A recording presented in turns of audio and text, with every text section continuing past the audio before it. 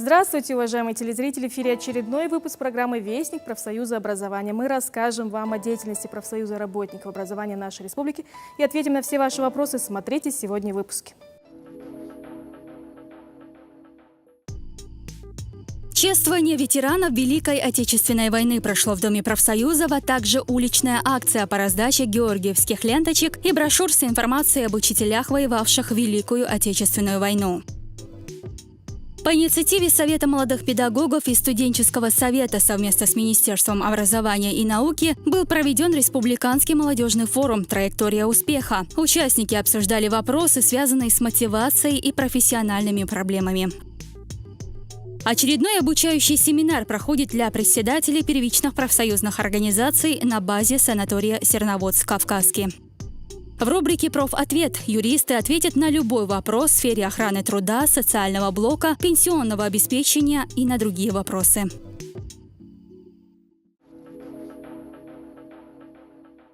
Праздник уже прошел, но позволим себе вспомнить, как чествовали ветеранов Великой Отечественной войны еще раз.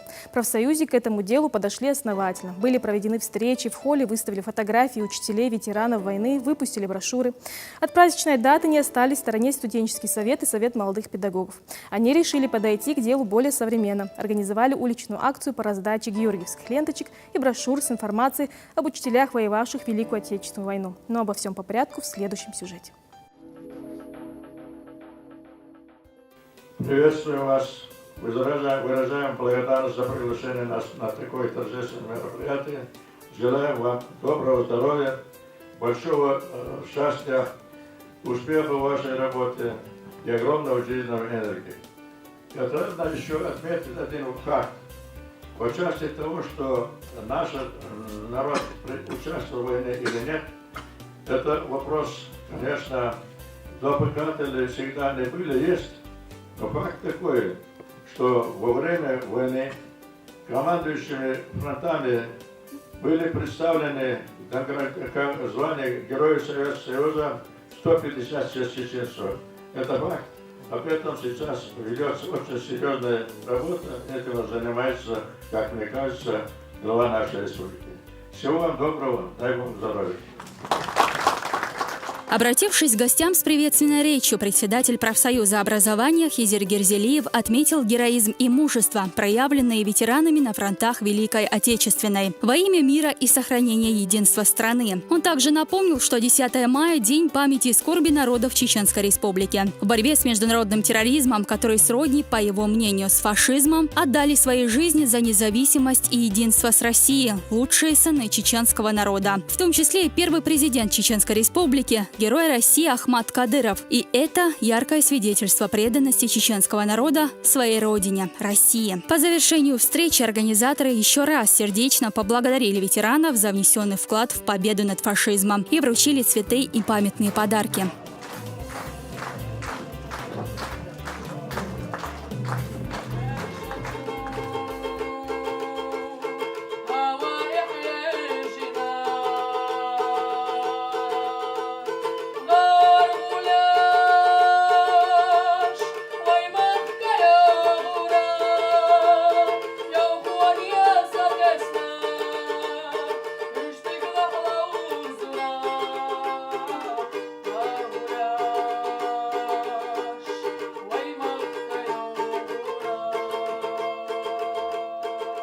После официальной встречи для ветеранов и гостей прозвучали патриотические песни и стихи в исполнении детей. Были накрыты праздничные столы. В холле Дома профсоюза выставили фотографии с краткой информацией о педагогах, которые участвовали в войне с фашистами. К сожалению, это только те, о ком сумели собрать информацию. В дальнейшем профсоюз обещает пополнять энциклопедию. Их было трудно найти. Об одних не было нигде указано, что они работали до войны учителями, другие сами из скромности не рассказывали в школе, что были участниками войны. Наша цель, мы как молодежь будем раздавать буклеты и георгиевские ленточки на улице Грозного.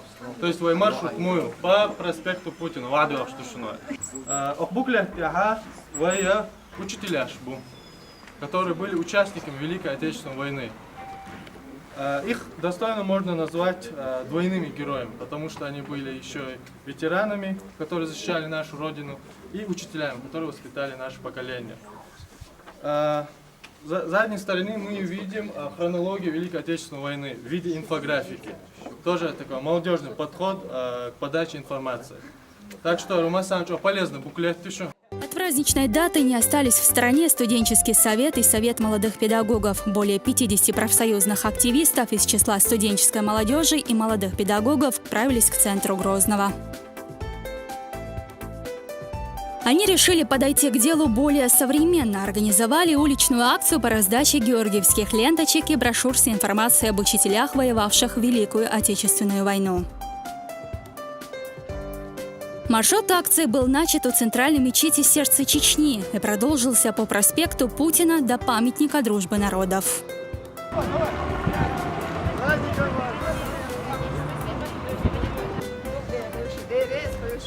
Жители и гости столицы с благодарностью приняли символические подарки и выражали благодарность организаторам мероприятия. По словам заместителя председателя студенческого совета Муслима Межиева, акция является данью памяти ветеранам-учителям, которые не только мужественно сражались на фронтах, но и после ее окончания продолжили мирный труд, обучая последующее поколение знаниям, добру и патриотизму.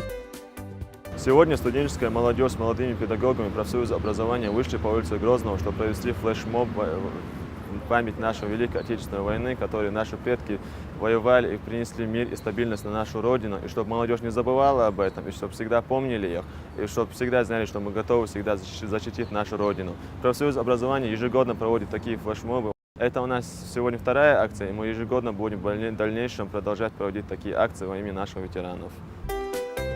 Суть проводимых мероприятий состоит в том, чтобы молодые знали и помнили, что произошло более чем 70 лет назад. Представители старшего поколения помнят и никогда не забудут. Но если они не будут напоминать младшим, то через какое-то время ценности могут переиначить, и то, что свято сейчас, запросто могут очернить в будущем.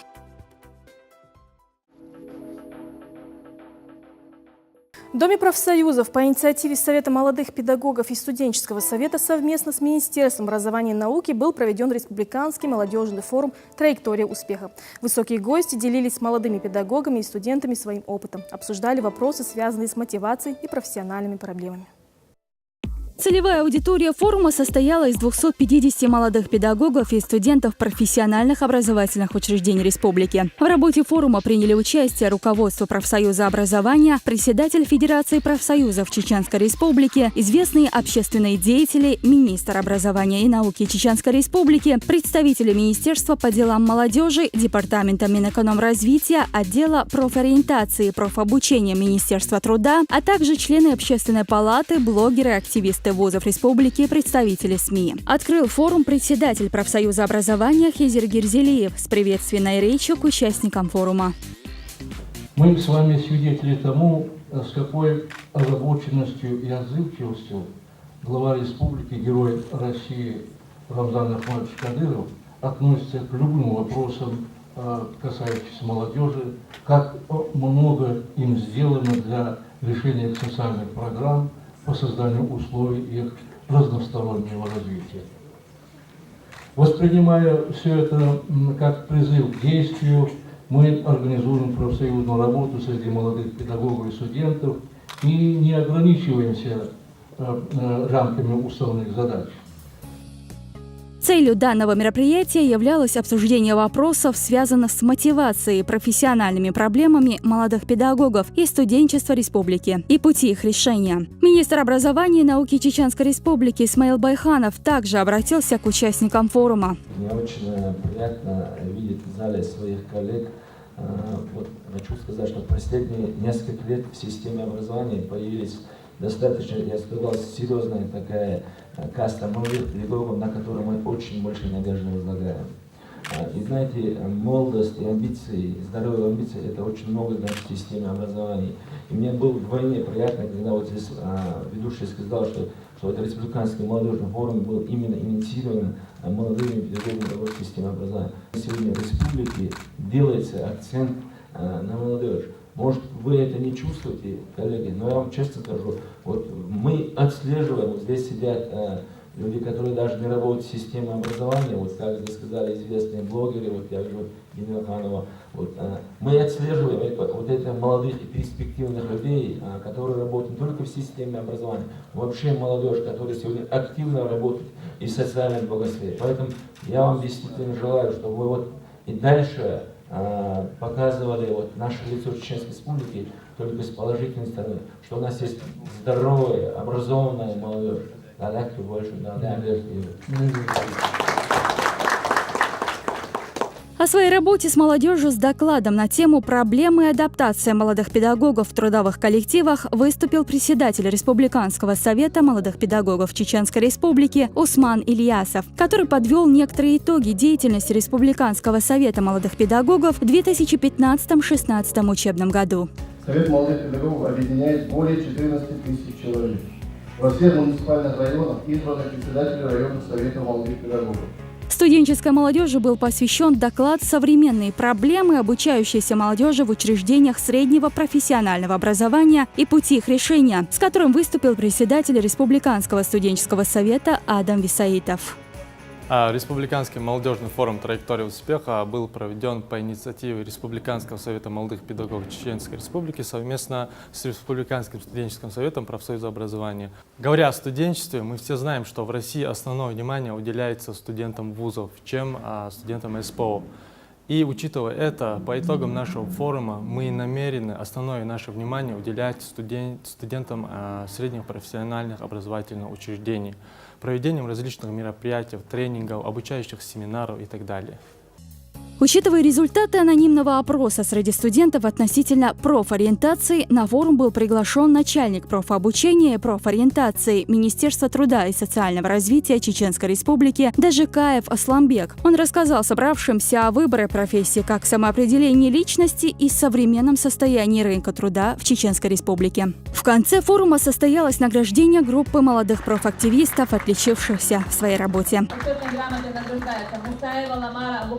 Учитель английского языка школы номер 38 города Грозного.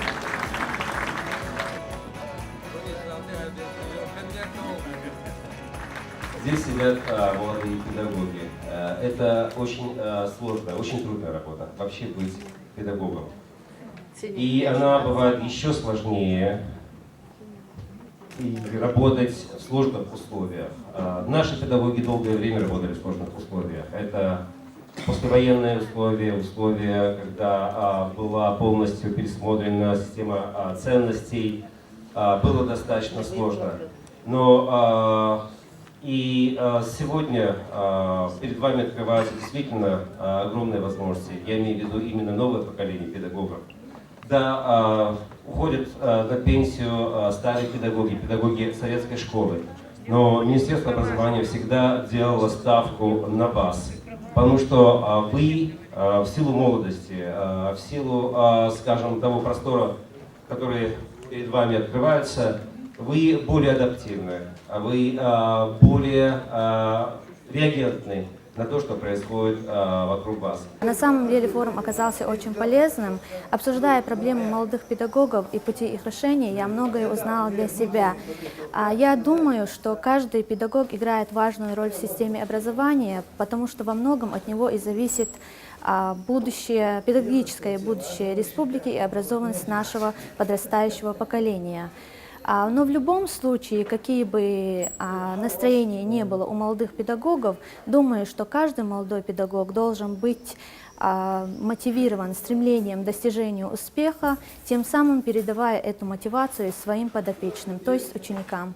Завершил форум концерт талантов детского дома творчества Ленинского района города Грозный. Неожиданным сюрпризом для молодежи стало выступление победительницы всероссийского конкурса «Голос дети» Раяны Асламбековой.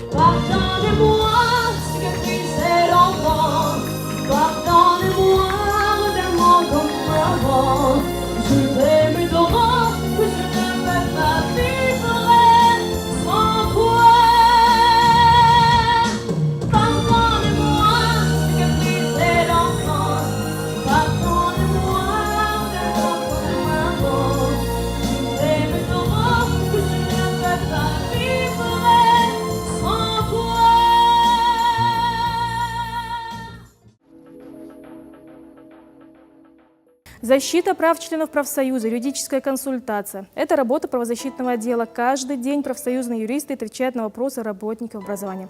Правозащитники ответят на любой вопрос в сфере охраны труда, социального блока и на другие вопросы. Обязан ли учитель проводить часы в другое время, если они выпали на выходные, якобы для восполнения программы тематического планирования? Часы работы не могут выпадать на выходные или праздничные дни, которые официально объявлены выходными.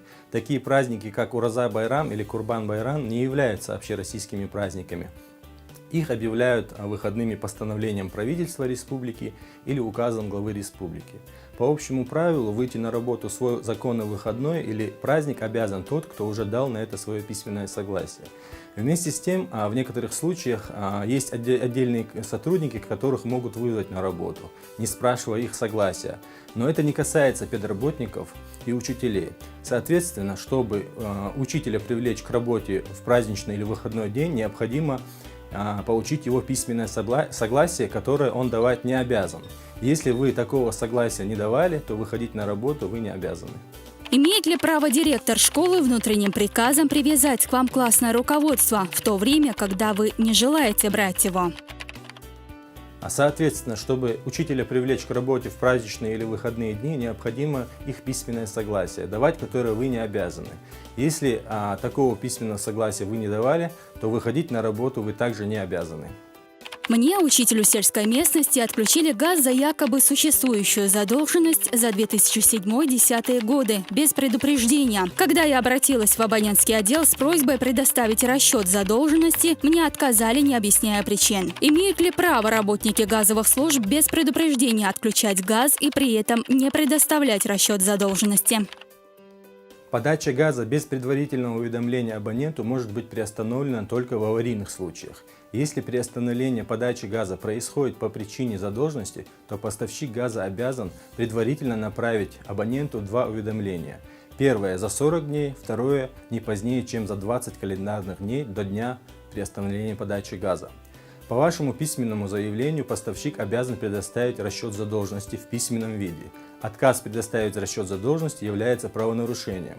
Если вышеописанные условия поставщиком не соблюдены, отключение газа от домовладения является незаконным и необоснованным. У вас появляется основание обратиться за помощью в различные инстанции, в том числе в правоохранительные органы.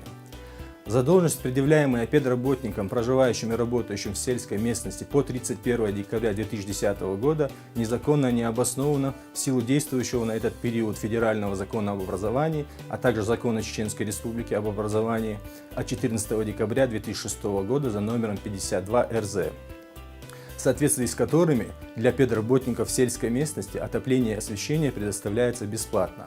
Более того, есть решение арбитражного суда Чеченской Республики от 28 мая 2012 года, в соответствии с которым с Российской Федерации в лице Минфина Российской Федерации за счет казны Российской Федерации в пользу ЗАО «Газпром Межрегионгаз Грозный» взысканы денежные средства в размере более 347 миллионов рублей. Возмещение выпадающих доходов, связанных с предоставлением педработникам сельской местности коммунальных услуг. Если у вас также появились вопросы, обязательно напишите письмо профсоюзу, адрес вы видите на экране. Очередной обучающий семинар проходит для председателей первичных профсоюзных организаций на базе санатория Серноводск-Кавказский.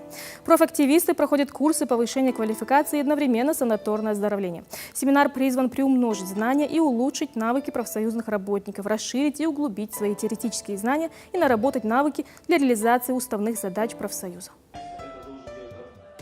Стартовал новый этап учебы на базе курорта Серноводск-Кавказский. Очередной выездной семинар для председателей профсоюзных организаций учреждений образования республики. Руководство профсоюза тепло поприветствовало участников семинара и пожелало им полезного обмена мнениями по всему спектру профсоюзных проблем и оздоровительного эффекта от санаторного лечения. Затем уже в качестве лектора Хизер Герзелиев выступил перед собравшимися с докладом о структурных и функциональных изменениях в профсоюзе и современных формах инновационного развития профсоюзных организаций.